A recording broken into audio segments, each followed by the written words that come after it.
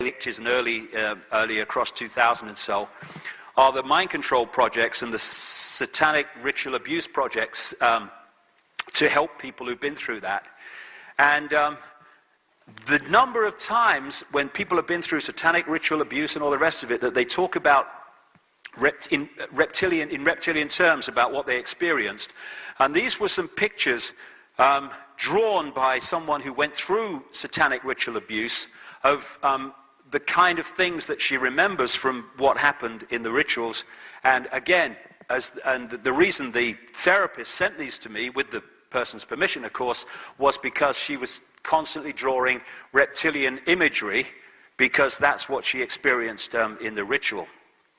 And if you remember Rosemary's Baby, that film of the 60s, which was directed by Roman Polanski, and shall we say he should bloody know, with Mia Farrow, and she was manipulated by a satanic family to be impregnated, to give birth to this child, and at the end of the movie, when you saw briefly the child in the crib, which was a hybrid, it had reptilian eyes very clearly. And like I say, Roman Polanski should know. So this theme of possession goes way, way back through history, and it's possession through, overwhelmingly in this case, vibrational compatibility because of this interbreeding.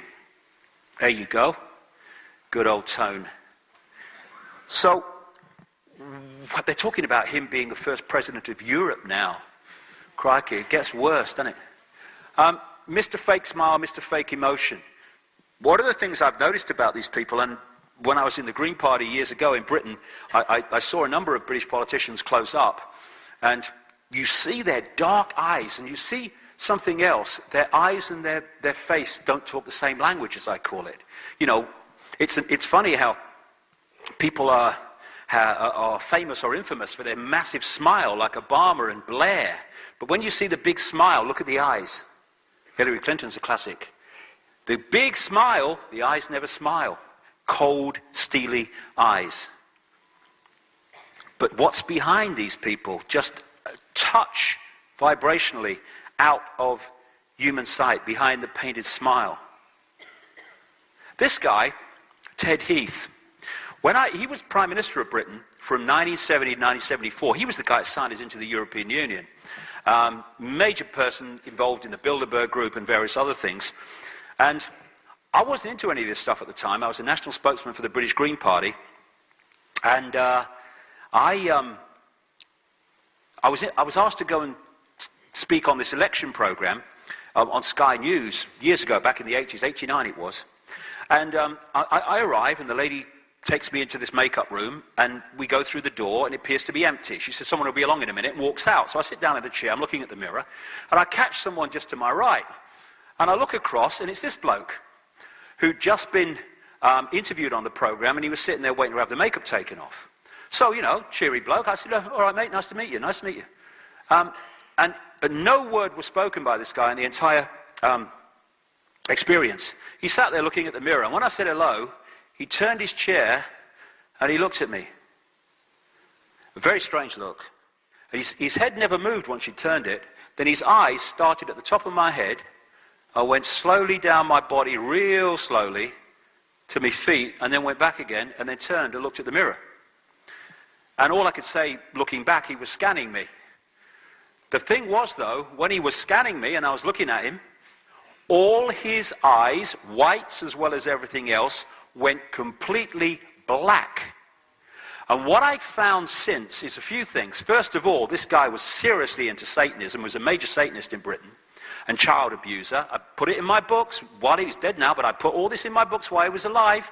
And a journalist rang him and said, you seen what this David Icke bloke's saying about you? And, oh, he must be mad. And that was the end of it, because it was true. I talked to many people he abused. And the other thing that I found after I had this experience, and I got into this stuff after 1990, are the stories around the world of the black-eyed people, of which the same story is told. These people's eyes go completely bloody black. And you know, when we look at each other, we make what we call eye contact. But when I was looking into Ted Heath's eyes, there was no point where there was any contact. I described it to my family when I got home. You never believe what I've just experienced with Ted Heath.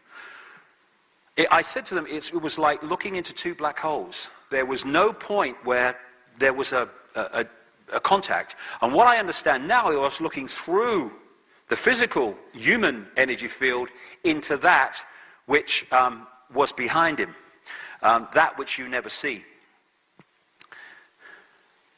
So we all thought these people, and if we could see not that far beyond visible light, we'd see something overshadowing these people that is very different to the way they look. Oh, I love that. Hey.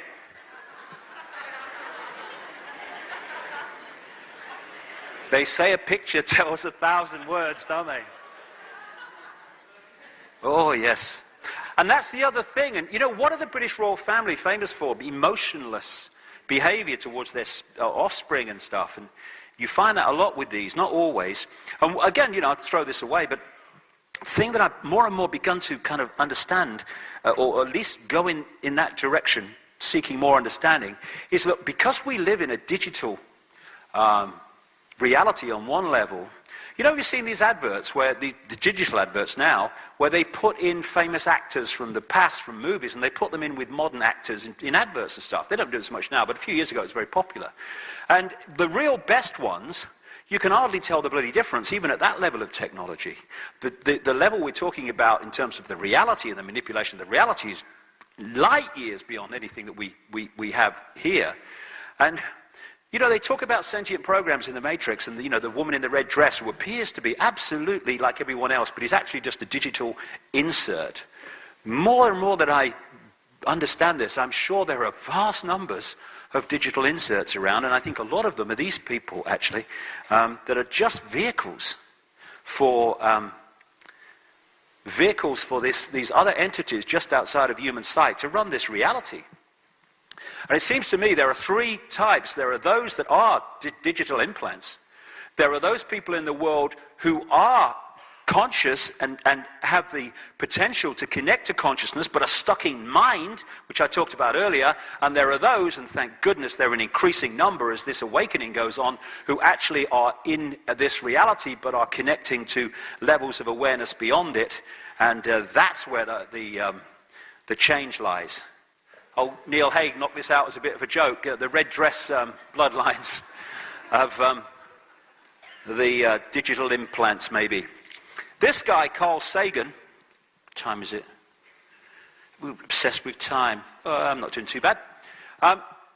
This guy, Carl Sagan, the cosmologist, he wrote about, in great detail, about the impact of reptilian genetics upon humans and human behavior. And he wrote this book, The Dragons of Eden, going back to history and the talk of dragons and the reptilian and stuff, but also the reptilian genetics that is within all of us. Fundamental part of the human body, the human hologram, is reptilian genetics. And as this guy said, understanding the reptilian background to the human body, or the human being as he called it, is to understand so much about human behavior. The oldest part of the human brain is called the R complex by scientists, short for reptilian brain, because of the reptilian input that we've had in our body development. Now, there are other parts of the brain that balance out the characteristics of the reptilian brain, but if you have an infusion of greater reptilian genetics, you are going to have, obviously, a greater infusion of the characteristics of the reptilian genetics. And this is mainstream science when they're talking about the reptilian brain. From there, we get primitive emotional responses, cold-blooded behavior, and territoriality, as they call it. This is mine. I own it. I control it. A desire to control. An obsession with hierarchical structures of power. Aggression. Might is right. Winner takes all. Come from the reptilian brain. And they are absolutely the characteristics of the Illuminati families. Also from the reptilian brain, we get the survival responses, and on that level they're very good. Things like fight or flight and all that stuff that gets you out of danger. So, the more we can be put into a sense of survival in our perception and state of mind, the more we are locking into that reptilian part of the brain, and that's the kind of stadium that these people understand more than any other, and we're being locked into that all the time as we are manipulated to fear not surviving in endless